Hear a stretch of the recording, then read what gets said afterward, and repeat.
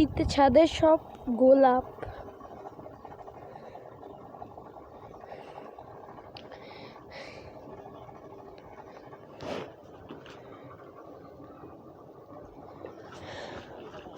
কাঠগোলাপ গাছটা পুরো হেলে গেছে, এটাকে সোজা করে দিতে হবে।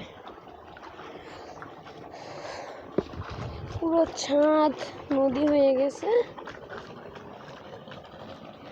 আমার শব্দ হচ্ছে, গাছগুলোর মধ্যে পানি জমে গেছে, এখন ফেলে দিতে হবে। এই ছোট লেবু গাছটা আমি করেছিলাম একটা লেবু গাছের বীজ থেকে, সেই থেকে এত বড় হয়ে গেছে।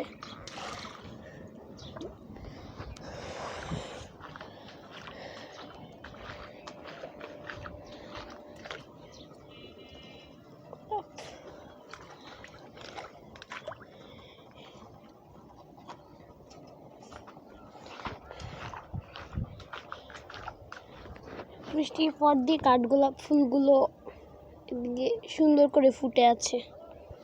এই যে আমার বাগানে কিছু নয়নতারার বীজ বড় গাছ থেকে পড়ে এই টবগুলোতে অনেক ছোট ছোট চারা তৈরি হয়েছে। যাই হোক, ছাদটা পুরো নদী হয়ে গেছে।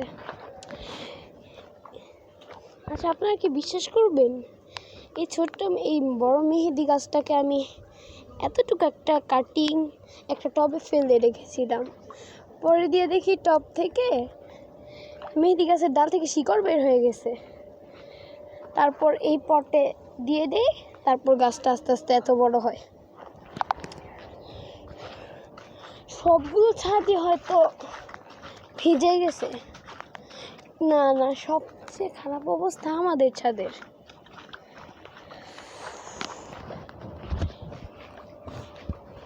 এই বৃষ্টির মধ্যে ছাদে এসে বাগানে কাজ করতে অনেক ভালো লাগে।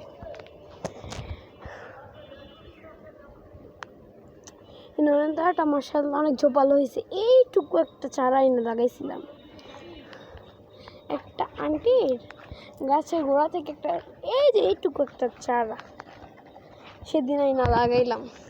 এত তাড়াতাড়ি এত বড় হয়ে গেছে। এই গাছটার বয়স 2 মাস বা 3 মাস, এর থেকে বেশি না। এই গাছটার সমান, এই গাছটা থেকেও ছোট একটা গাছ আইনা লাগাইছিলাম আমার ছাদে,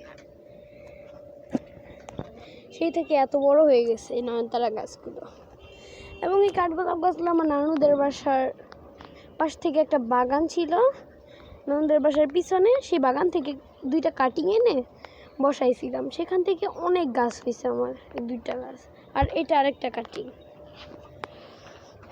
আবার বৃষ্টি আসতেছে একটু একটু করে।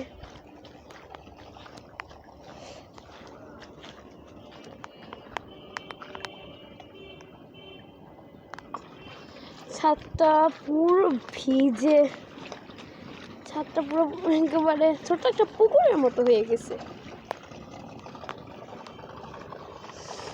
বাগান বিলাস গাছটার মধ্যে ফুল হয়েছে, ওদিক দিয়ে বেশি দিন হয় নাই, কিছুদিন আগেই হয়েছে।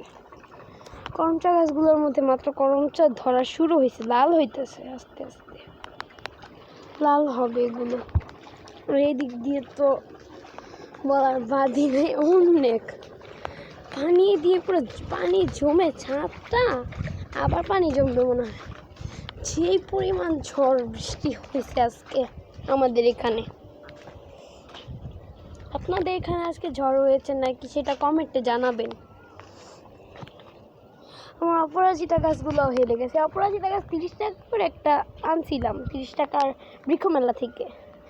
একটা থেকে এখন বীজ পড়ে পড়ে আমার সারা ছাদ সাদা ও নীল অপরাজিতা গাছ দিয়ে ভরা।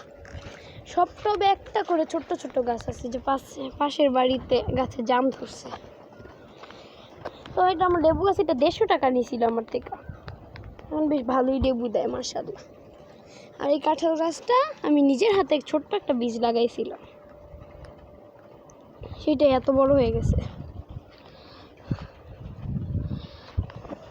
তো আজকের ভিডিও এই পর্যন্তই। আল্লাহ হাফেজ।